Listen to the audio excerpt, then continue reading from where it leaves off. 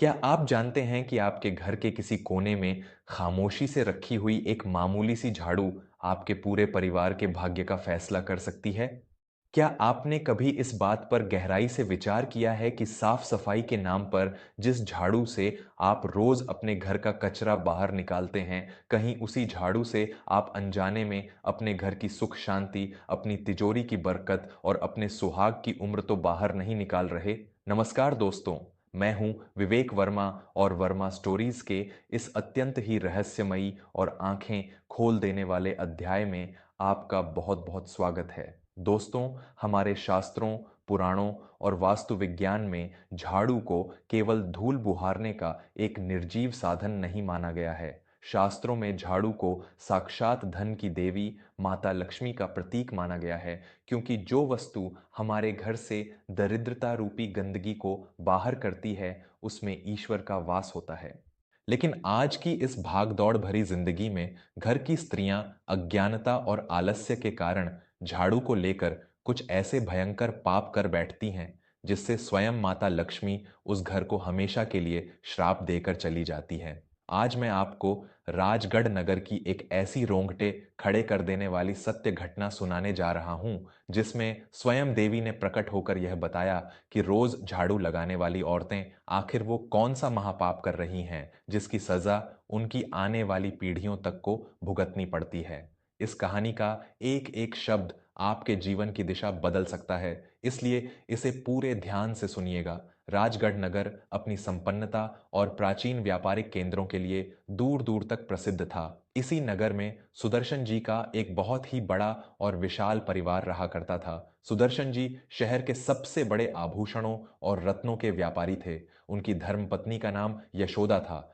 यशोदा एक अत्यंत ही संस्कारी, धर्म कर्म को मानने वाली और घर के हर एक वास्तु नियम का कठोरता से पालन करने वाली स्त्री थीं।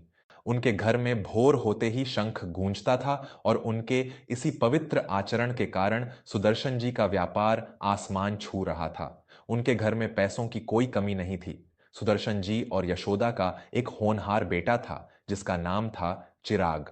चिराग ने अपनी पढ़ाई विदेश से पूरी की थी और अब वह अपने पिता के व्यापार में उनका हाथ बंटाता था। जब चिराग के विवाह का समय आया, तो यशोदा ने एक बहुत ही अमीर और उच्च शिक्षित परिवार की लड़की को अपनी बहू के रूप में चुना। उस लड़की का नाम था कामिनी।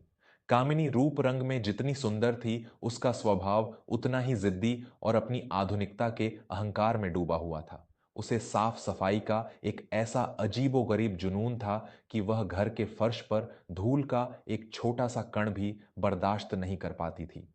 घर को साफ रखना एक बहुत अच्छी बात है, लेकिन कामिनी का यह जुनून उस घर के उन प्राचीन और शुभ नियमों के बिल्कुल खिलाफ जा रहा था, जो पीढ़ियों से उस घर की रक्षा कर रहे थे। विवाह के कुछ ही दिन बीते थे। एक दिन शाम के समय जब सूरज पूरी तरह से ढल चुका था और गोधूली बेला में यशोदा अपने छोटे से मंदिर में भगवान की आरती की तैयारी कर रही थीं, तभी उनके कानों में मुख्य आंगन से जोर जोर से झाड़ू लगाने की आवाज आई।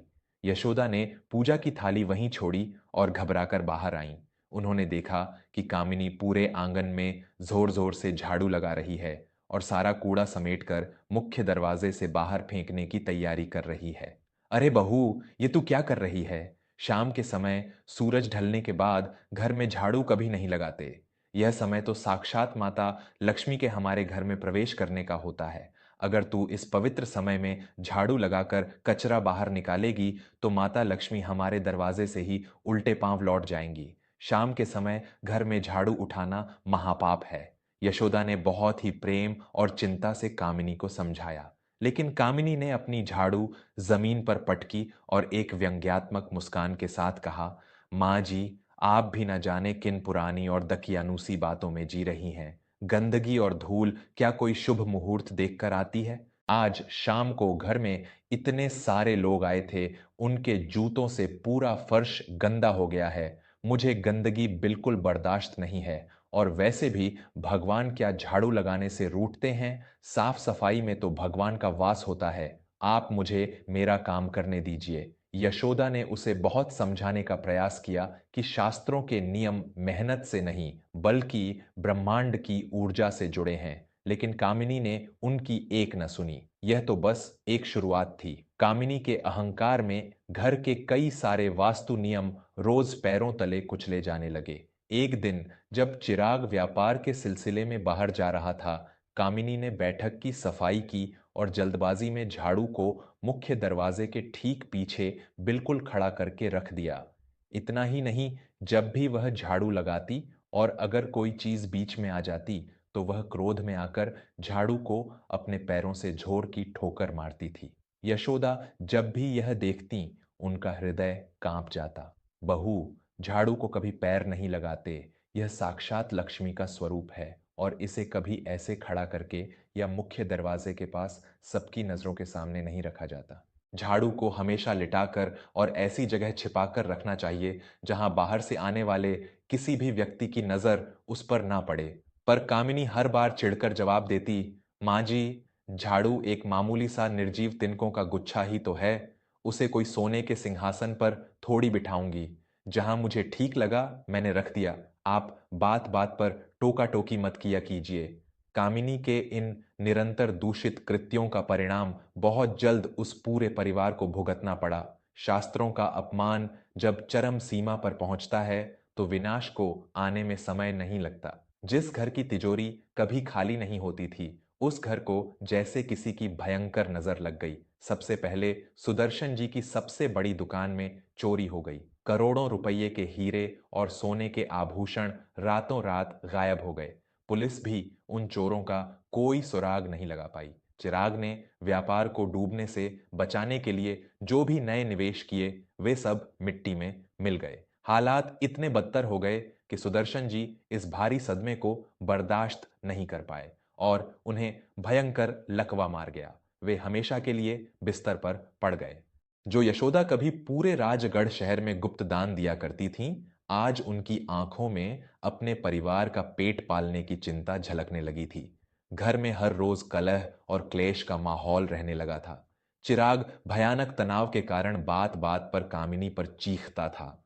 उस विशाल हवेली में अब केवल एक मनहूसियत और कंगाली का सन्नाटा पसरा रहता था। घर के सारे नौकर चाकर भाग चुके थे।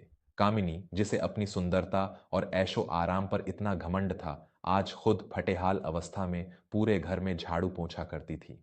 उसे समझ ही नहीं आ रहा था कि आखिर उनकी इतनी अच्छी जिंदगी रातों रात कैसे उजड़ गई। अमावस्या की एक बेहद काली और सर्द रात थी। बाहर बहुत तेज तूफानी हवाएं चल रही थीं। कामिनी दिन भर की थकान के बाद रात के 8 बजे फिर से अपनी उसी पुरानी आदत के अनुसार घर के आंगन में झाड़ू लगा रही थी। यशोदा अपने बीमार पति के पास बैठकर रो रही थीं। तभी हवेली के मुख्य दरवाजे पर किसी ने बहुत जोर से दस्तक दी। कामिनी ने चिढ़ते हुए दरवाजा खोला। सामने एक अत्यंत ही बूढ़ी, कमजोर और फटे पुराने कपड़े पहने एक महिला खड़ी थी। उस महिला के चेहरे पर एक अजीब सा तेज था, लेकिन उसकी आंखों में एक बहुत ही गहरा दुख और क्रोध झलक रहा था। मुझे बहुत भूख लगी है पुत्री, क्या मुझे थोड़ा सा अन्न और आज रात इस हवेली के एक कोने में सिर छुपाने की जगह मिल सकती है? बाहर बहुत भयंकर तूफान है। उस बूढ़ी महिला ने बहुत ही गंभीर आवाज में कहा। कामिनी का वैसे ही बुरा हाल था। उसने क्रोधित होकर कहा, यहाँ कोई धर्मशाला नहीं खुली है। हमारे खुद के घर में खाने के लाले पड़े हैं और तुम यहाँ भीख मांगने आ गई। चलो निकलो यहाँ से और मुझे मेरा घर साफ करने दो। कामिनी ने जैसे ही दरवाजा बंद करना चाहा और अपनी झाड़ू से उस बूढ़ी औरत को पीछे हटने का इशारा किया, वह झाड़ू उस बूढ़ी औरत के पैरों से छू गई। तभी एक ऐसा भयंकर चमत्कार हुआ जिसने कामिनी की रूह कपा दी। वह बूढ़ी और कमजोर महिला अचानक एक बहुत ही दिव्य और विशाल रूप में परिवर्तित हो गई। उसके फटे हुए कपड़े अत्यंत चमकीले लाल रंग की रेशमी साड़ी में बदल गए। उस पूरे वातावरण में अचानक खिले हुए कमलों की एक बेहद मनमोहक सुगंध फैल गई और तूफान एकदम शांत हो गया। वह कोई साधारण भिखारिन नहीं थी। वह साक्षात धन और वैभव की देवी माता लक्ष्मी थीं। कामिनी के हाथ से झाड़ू छूटकर जमीन पर गिर गई। वह डर के मारे थर थर कांपने लगी और घुटनों के बल जमीन पर बैठ गई। यशोदा भी यह अलौकिक प्रकाश देखकर बाहर आ गईं और माता के दर्शन कर भाव विभोर होकर रोने लगीं। माता लक्ष्मी की आंखें क्रोध से भरी हुई थीं। उनकी गूंजती हुई आवाज ने उस पूरी हवेली की दीवारों को हिला दिया। रुक जाओ मूर्ख और अज्ञानी स्त्री, जिस घर को तूने अपनी मूर्खता और अहंकार की आग में जलाकर राख कर दिया है, क्या अब उसकी बची हुई राख को भी बाहर फेंकने का इरादा है? कामिनी फूट फूट कर रोते हुए माता के चरणों में गिर पड़ी। मुझे क्षमा कर दीजिए माता, मैंने ऐसा कौन सा पाप कर दिया? मैंने तो हमेशा इस घर को साफ रखा, फिर भी मेरी जिंदगी नर्क क्यों बन गई? माता लक्ष्मी ने अत्यंत कठोर स्वर में कहा, तू जिसे केवल सींकों और तिनकों का एक मामूली गुच्छा समझती है, वह झाड़ू मेरे ही स्वरूप का एक अंश है। घर से दरिद्रता रूपी अंधकार को दूर करने वाली झाड़ू साक्षात मेरा ही प्रतीक है। तूने साफ सफाई के अहंकार में अंधे होकर रोज झाड़ू के साथ ऐसे 4 भयंकर पाप किए हैं जिन्होंने तेरे पूरे कुल को दरिद्रता के दलदल में धकेल दिया। ध्यान से सुन अज्ञानी स्त्री, कि रोज झाड़ू लगाने वाली औरतें अनजाने में कौन सा पाप करती हैं। यशोदा और कामिनी सांस रोके माता के वचनों को सुन रही थीं। तेरा पहला और सबसे भयंकर पाप सूर्यास्त के बाद और रात के समय घर में झाड़ू लगाना। पुत्री, शाम की गोधूली बेला वह पवित्र समय है जब मैं हर घर में अपनी कृपा दृष्टि डालने के लिए प्रवेश करती हूँ। जब तू उस समय घर का कूड़ा बुहारती थी, तो तू कूड़े के साथ साथ घर की सकारात्मक ऊर्जा और मेरे आशीर्वाद को भी चौखट से धक्के मारकर बाहर निकाल देती थी। जो स्त्री रात के समय घर में झाड़ू लगाती है और कूड़ा बाहर फेंकती है, उसके घर में कभी अन्न और धन नहीं टिक सकता। रात के समय कूड़ा फेंकना साक्षात अपनी बरकत को घर से बाहर फेंकना है। कामिनी को अपनी सास यशोदा की वो सारी बातें याद आने लगीं जिनका उसने हमेशा मजाक उड़ाया था। तेरा दूसरा महापाप झाड़ू को पैर से मारना या उसे लांघ कर जाना। जब तू क्रोध या जल्दबाजी में झाड़ू को अपने पैरों से ठोकर मारती थी, तो वो ठोकर सीधे मेरे हृदय पर लगती थी। जिस घर की स्त्रियां झाड़ू को सम्मान नहीं देती, उसे पैरों से कुचलती हैं, उस घर की तिजोरी में हमेशा के लिए छेद हो जाता है और वहां कंगाली छा जाती है। माता लक्ष्मी की आवाज और भी गंभीर हो गई। तेरा तीसरा पाप झाड़ू को हमेशा खड़ा करके रखना। वास्तु और धर्मशास्त्रों में स्पष्ट लिखा है कि जो स्त्री अपने घर में झाड़ू को उल्टा या खड़ा करके रखती है, उस घर में दुश्मनों का वास होता है, गंभीर बीमारियों का डेरा होता है और घर के सदस्यों के बीच हमेशा कलह बनी रहती है। खड़ा हुआ झाड़ू घर की शांति को चीर कर रख देता है। आज तेरे ससुर की जो यह हालत है, वह तेरे इसी कृत्य का परिणाम है। कामिनी अब जमीन पर सिर पटक पटक कर रो रही थी। और तेरा चौथा पाप झाड़ू को सबकी नजरों के सामने खुले में रखना। जिस प्रकार इंसान अपने घर के सबसे कीमती आभूषणों और धन को तिजोरी में सबसे छुपा कर रखता है, उसी प्रकार झाड़ू को भी हमेशा बाहरी लोगों की नजरों से छिपा कर रखना चाहिए। जिस घर का झाड़ू मुख्य द्वार से ही हर किसी को नजर आने लगे, उस घर की बरकत को बाहरी लोगों की बुरी नजर बहुत जल्दी खा जाती है। इतना कहकर माता लक्ष्मी ने एक गहरी सांस ली। तेरे इन्हीं पापों और तेरे अहंकार के कारण मुझे यह घर छोड़ना पड़ा कामिनी। जहां मेरा और मेरे नियमों का सम्मान नहीं, वहां मैं एक क्षण भी नहीं रुक सकती। कामिनी ने माता के चरण कसकर पकड़ ली। मुझे क्षमा कर दीजिए माता, मुझे क्षमा कर दीजिए। मैं अपनी झूठी शान और आधुनिकता के घमंड में अंधी हो गई थी। मैंने साफ सफाई के नाम पर उन सभी पवित्र नियमों का गला घोंट दिया जो हमारे घर की रक्षा करते थे।